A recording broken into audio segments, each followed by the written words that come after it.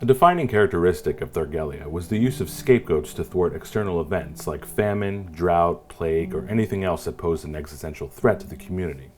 What the scapegoats endured, however, varies. In Jan Bremer's Scapegoat Rituals in Ancient Greece, he writes of one tradition where a man with white figs around his neck was expelled from the city as a purification for the men, and another man with black figs for the women.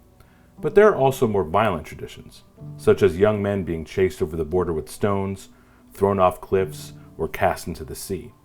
These men tended to either be volunteers or criminals, but there are also accounts that certain ugly people were simply selected and sacrificed.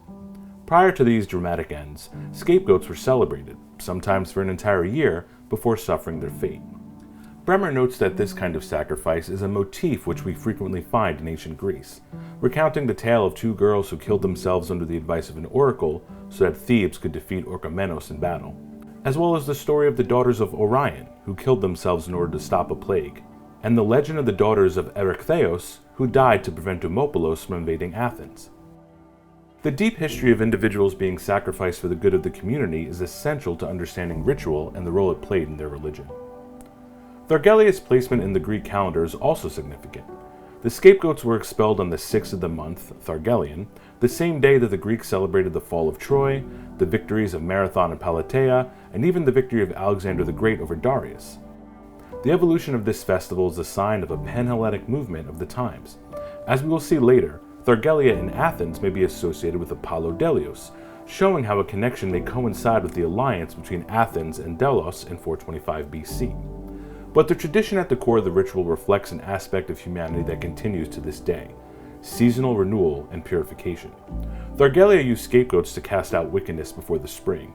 The Romans had the month of February to purify themselves before the new year in March, and in the modern world, we make New Year's resolutions. In his article, The Temple and Cult of Apollo Patruus in Athens, Charles Hendricks dates Thargelia to the Greek Dark Ages, around 1200 to 800 BC, or even earlier, specifically within Ionia. Being that Apollo was known for sending plagues, as shown in the Iliad, and that sacrifices made at the festival were in part intended to thwart plagues, he sees this as a functional origin of the tradition. This article is mostly concerned with understanding the small Athenian temple of Apollo Patruus. However, as he discusses its origins, he sheds light on how the festival may have merged traditions. It is noteworthy that an essential Ionian festival like Thargelia should be celebrated in the sanctuary of Pythian Apollo in Delphi. It would more naturally be associated with some pan-Ionian cult, for example, that of the Delian Apollo. Furthermore, in Athens, the festival should be very old. But the name of the sanctuary, however, suggests that the Pythian Apollo was originally the sole occupant. He suggests that during the celebration of Thargelia, especially in places like Pythia, there was a merging of various traditions.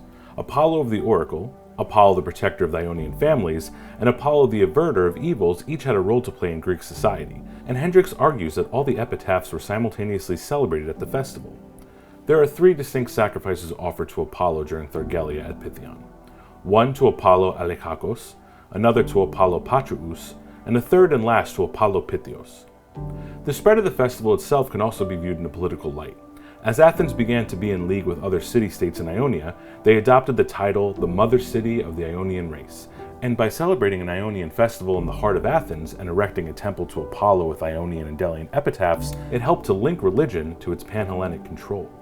Taking a closer look at the potential origin of Thargelia, Tomasoff Belik's Apollo, Helios, and the Solstices in the Athenian, Delphian, and Delian calendars explores myths of Apollo as it pertains to the role of the seasons. It is believed that Apollo called his temple at Delphi his home for 9 months of the year, but during the winter months he headed north and Dionysus took his place. Therefore, the celebration of Thargelia marks his return and the beginning of spring.